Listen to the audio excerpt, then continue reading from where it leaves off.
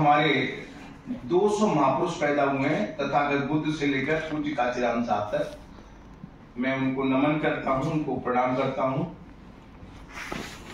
और आज की जो बहुत ही महत्वपूर्ण जो संगोष्ठी है हक अधिकार, उस संगोष्ठी में हमारे आजाद समाज पार्टी महाराष्ट्र प्रदेश के हमारे प्रभारी रूपेश बागेश्वर जी और विशेषकर मिशन 78 महाराष्ट्र के हमारे कन्वीनर सुनील बागड़े जी, हमारे डॉक्टर चुवनकर जी, डॉक्टर महाटी जी और तमाम हमारे सभी साथी, आप सभी को दिल की गहराई से नमो बुद्धाय जय भीम।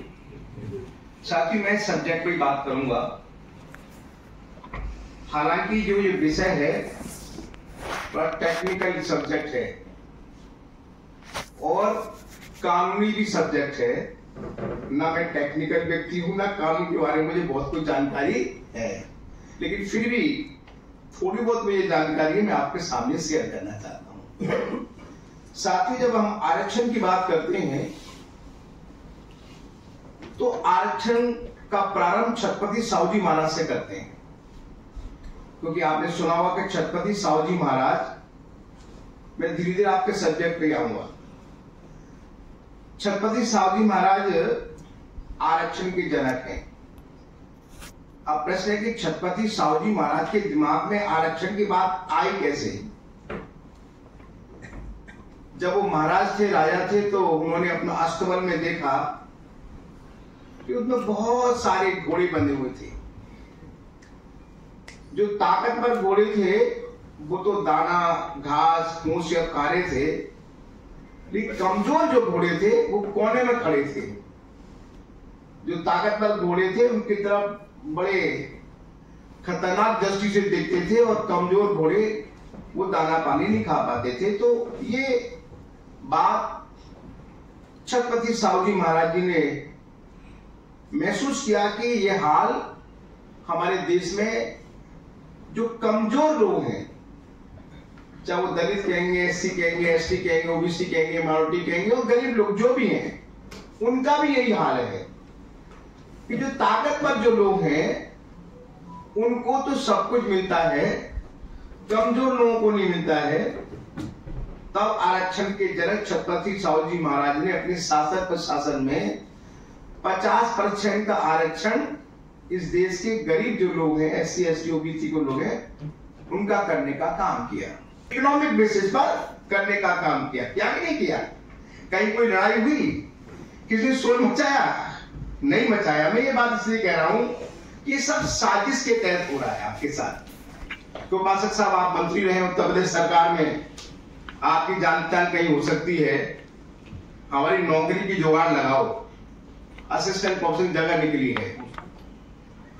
तो मैंने वहां के बड़े बड़े जो प्रोफेसर हैं, लक्ष्मण यादव जी हैं, रतन लाल जी हैं, मैंने कहा यार थोड़ा इन गरीबों की मदद करो, बड़ी मुश्किल से उन्होंने पीएचडी किया है, इनकी नौकरी लगाओ। उन्होंने बिल्कुल स्पष्ट कहा, उपासक साहब नौकरी को तो भूल जाओ। मैं क्यों? क्योंकि यदि आपकी सेटिंग किसी आरएसएस के किसी आदमी से है, किसी बड़े आदमी से है, तब तो आपकी नौकरी संभव है। और वो भी मेरे साथी बड़ी बात कर रहे थे अभी, सुस्कास्ट की जो कुछ जातियां हैं जो थोड़ी बहुत आगे बढ़ी है बाबा साहब के आशीर्वाद से, उनको छोड़ देना, बाकी सुस्कास्ट के अन्य जातियों के बारे में बात करो, वो भी पैसे की बात करो। हमने कहा ये गरीब आदमी से पैसा ही नहीं है तो फिर आप घर बैठो। ये आपका शोषण है, ये आपका अत्याचार है। अब प्रश्न है कि इस अत्याचार से निजात कैसे पाई जाए। अभी आप 13 रोस्टर की बात कर रहे, मुझे भी बहुत कुछ जानकारी इसमें नहीं थी। मैंने कहा 13 रोस्टर है क्या? तो मैंने क्या अगर नेटपेट पे देखा तो मुझे भी जानकारी मिली कि 13 जो रोस्टर है, पहला रोस्टर एक प्रणाली है, नियुक्ति की एक प्रणाली है। और जब मैं नेट पे गया तो मुझे मिला, सपोज मान लीजिए किसी विभाग में, विभाग का मतलब मैं किसी एक सब्जेक्ट विभाग की बात कर रहा हूं, हिंदी विभाग की बात हो रही है, अंग्रेजी विभाग की बात हो रही है, हिस्ट्री विभाग की बात हो रही है। वहां मान लीजिए 4 पोस्ट निकलती हैं, तो 13 जो रोस्टर जो मैंने पढ़ा है, हो सकता कि मैं गलत भी हो सकता हूं, जो जानकारी मेरे पास है, उन्होंने देखा कि पहली पोस्ट, दूसरी पोस्ट, तीसरी पोस्ट ये सामान्य जाति के लिए है। उसके बाद चौथे नंबर पे आएंगे तो ओबीसी के लिए है। अगर 4 ही पोस्ट हैं तो पहली, दूसरी, तीसरी वो सामान्य जाति का हो गया, एक ओबीसी, बात खत्म हो गई। चलिए मैं आगे चलता हूं। और भी थोड़ी ज्यादा पोस्ट हो सकती है, तो first vacancy, second vacancy, third vacancy जो आप बता रहे हैं जनरल के लिए हो गया। 4th नंबर पे आते हैं तो ओबीसी के लिए होता है। फिर 6, 7 पे आते हैं तो फिर जनरल की होती है। फिर 7 की आती है तो वो एससी की हो जाती है। उसके बाद फिर एससी के बाद 8 और 9 पे आ जाइए, 10 पे आ जाइए, फिर वो जनरल आता है, फिर ओबीसी आता है, बड़ी मुश्किल से एसटी का नंबर आता है। ये मैं ऐसा समझा हूं।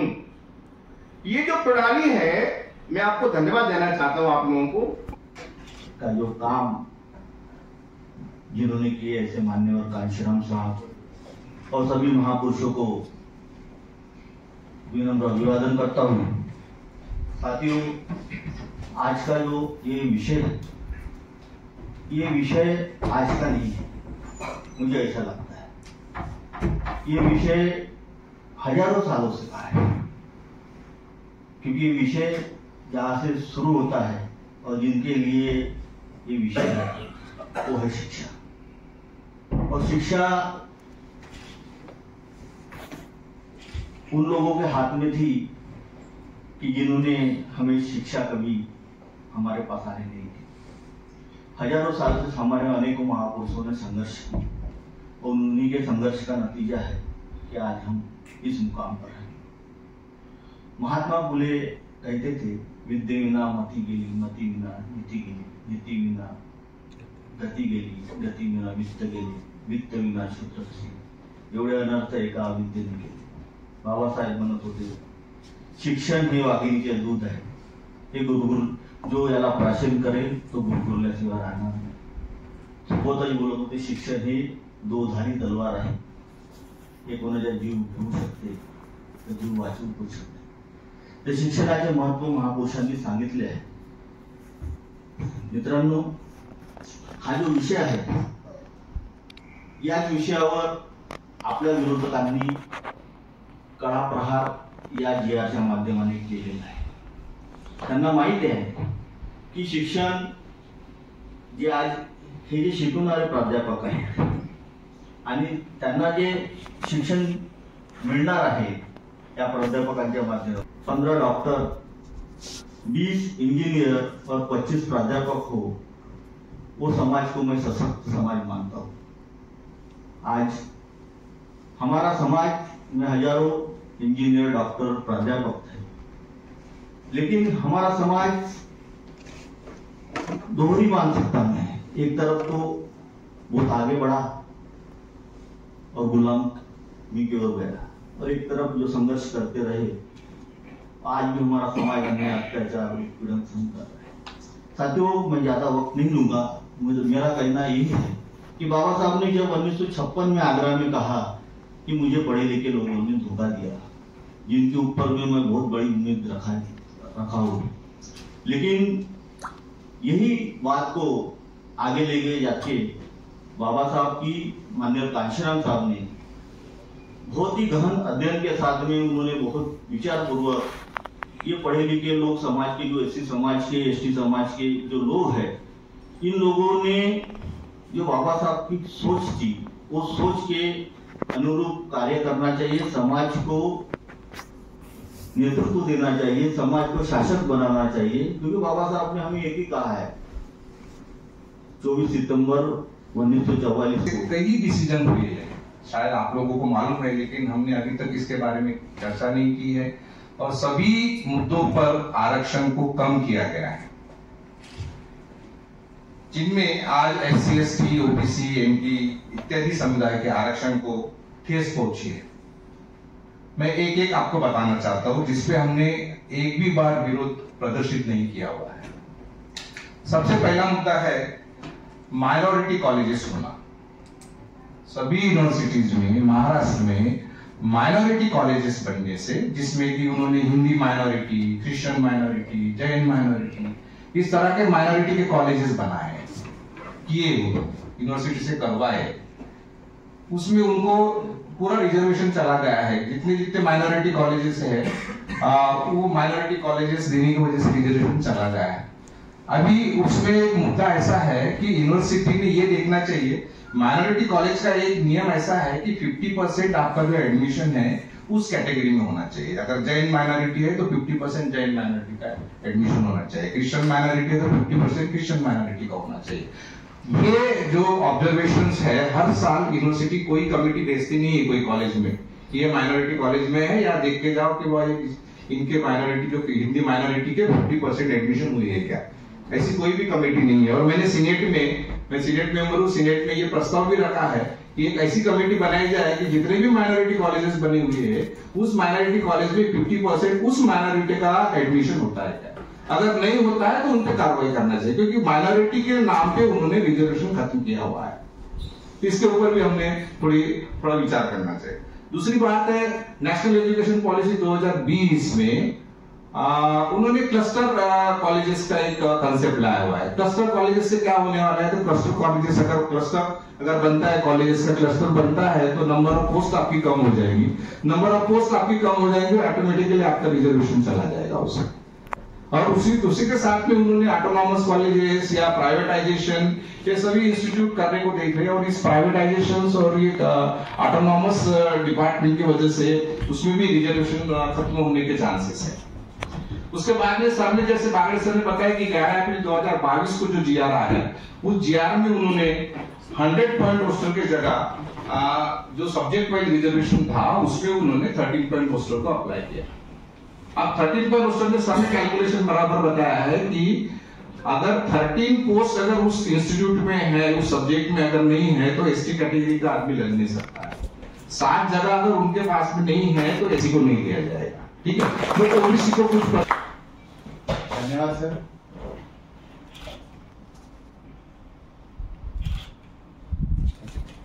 मी परत चिमणकर सरांना विनंती करतो की त्या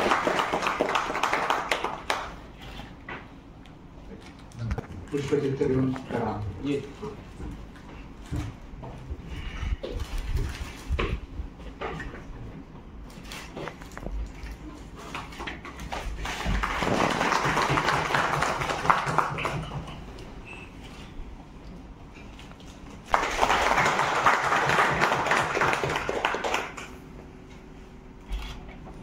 सबने एक बात छेड़ी तो मुझे ऐसा लगा कि चलो आग कहीं लगी हुई है। हम सोच रहे थे कि हमारी इधर लगी हुई थी।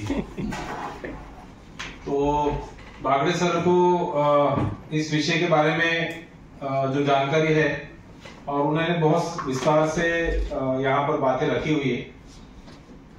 मैं थोड़ा सा और एक बैकग्राउंड इसी विषय के संदर्भ में देना चाहूंगा। करीब 1-1.25 साल से ऊपर हो चुका है। एक मूवमेंट हम लोग चला रहे थे। इस बात की जानकारी बहुतों को नहीं है कि गोंडवाना यूनिवर्सिटी में जब जगह रिलीज हुई थी और आरक्षण धोरण की बात वहां जो प्रॉब्लम शुरू हुई तो शेड्यूल्ड ट्राइब कम्युनिटी के कुछ लोगों ने सबसे पहले आंदोलन छेड़ा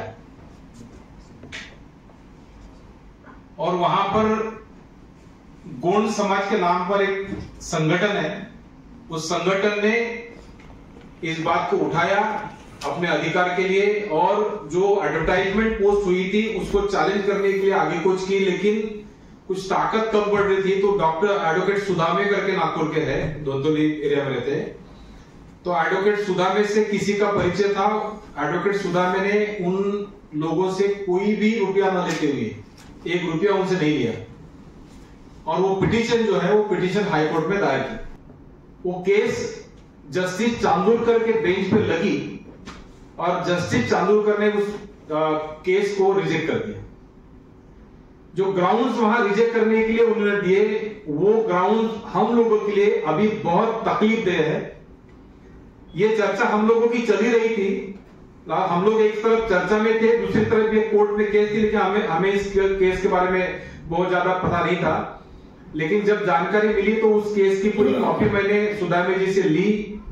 और क्या हो गई कि ये जो जीआर है ये कानून है, एक कानून बनते संसद में, क्योंकि ये सेंट्रल का जो 2019 का जो रिजर्वेशन था, का नाम है वो, नाम भी पढ़ के बताता मैं आपको, रिजर्वेशन इन टीचर कैडर एक्ट 2019। ओके, तो उसका आधार लेके ये महाराष्ट्र सरकार ने वो जीआर बनाया, कायदा बनाया।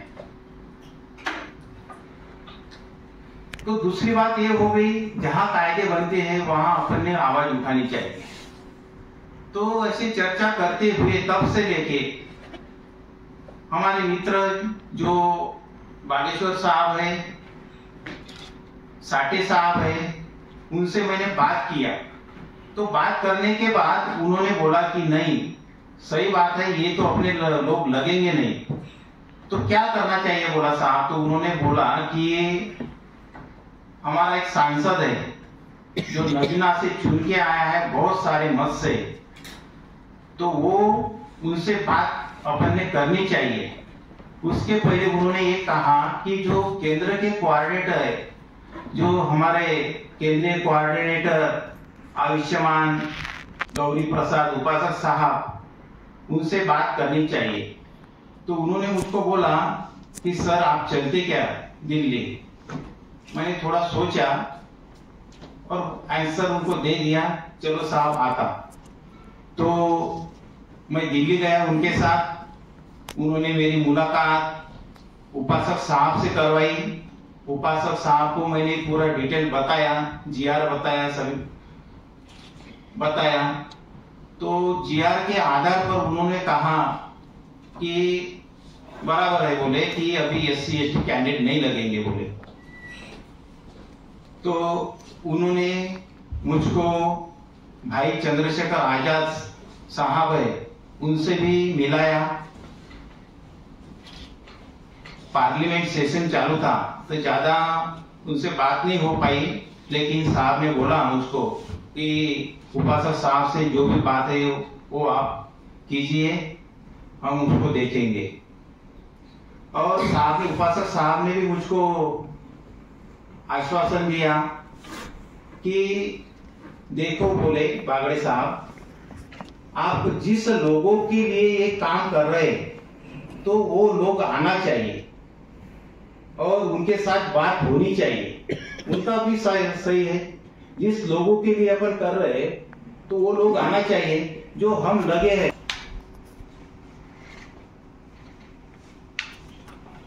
सम्मानित साथियों, ज्यादा समय ना लेते हुए मैं अपनी बात यही खत्म करता हूँ।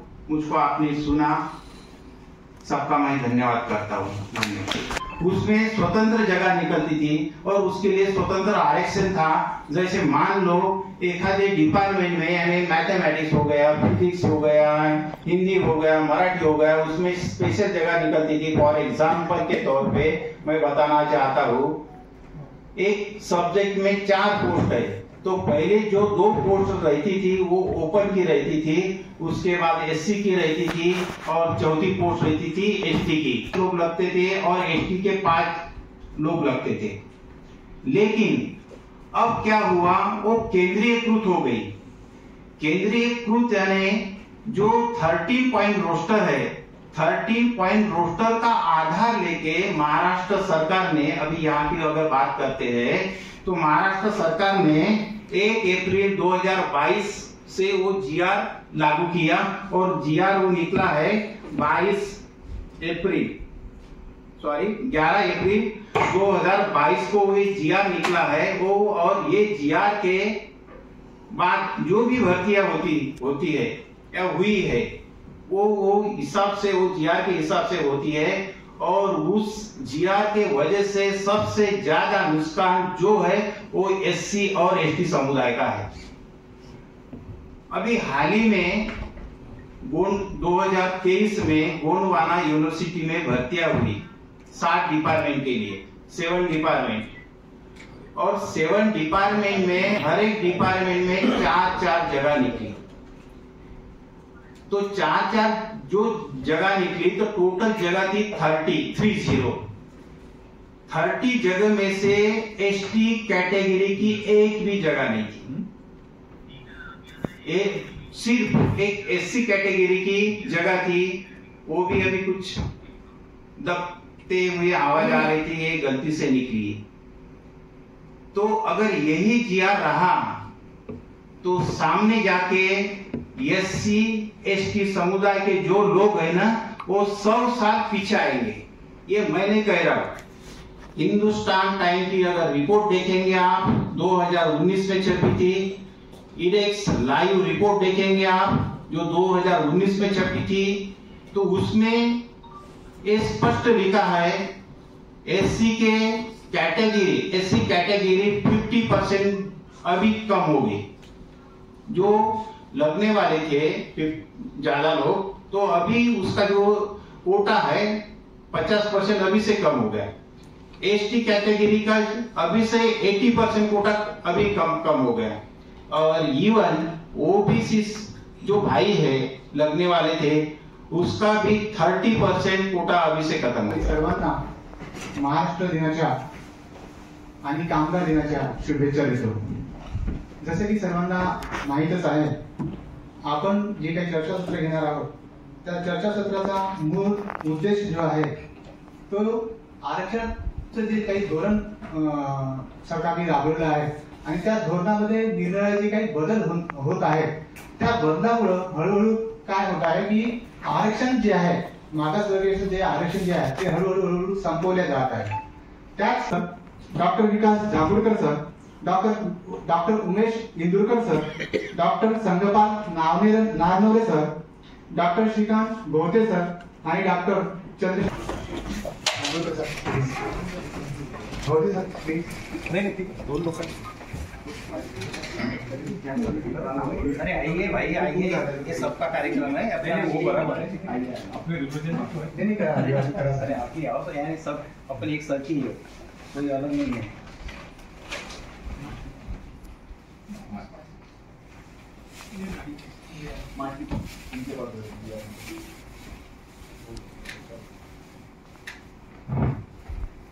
ब्रेक कर दो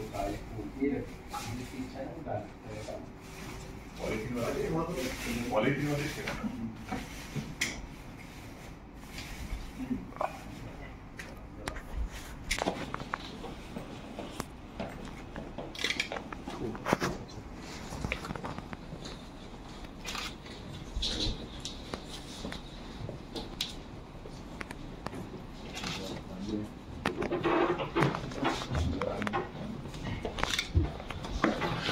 सुनील बागे सर यांना निमंत्रित करतो सर प्लीज।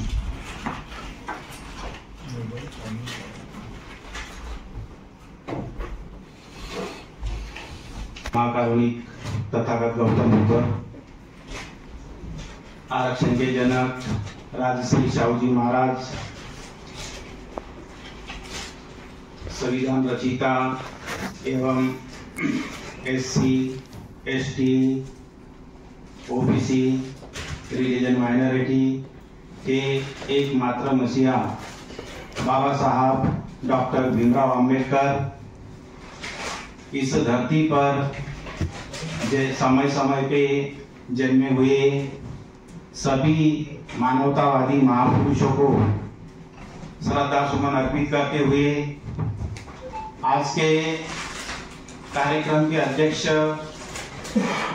और प्रमुख उपस्थित खासकर जो कोऑर्डिनेटर आजाद समाज पार्टी के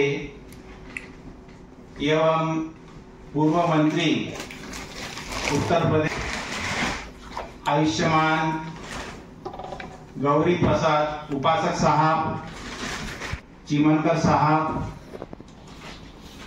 डॉक्टर श्रीकांत भोते साहब, और यहाँ अलग अलग कॉलेज से, अलग अलग जिले से, अलग अलग यूनिवर्सिटी से आए हुए, पहले हर एक सब्जेक्ट में, हर एक डिपार्टमेंट में कार्यक्रम रखा है। सम्मानित साथियों, रोजगार का बहुत बड़ा मुद्दा है। ये जो विषय है, जो सब्जेक्ट वाइज जो भर्तियां पहले थी और आज जो केंद्रीयकृत हो गई है, यानी केंद्रीयकृत यानी 13 पॉइंट जो रोस्टर है उसी का आधार लेके वो केंद्रीकृत किया है। यहाँ हम डिस्कस करने के लिए उपस्थित है। सम्मानित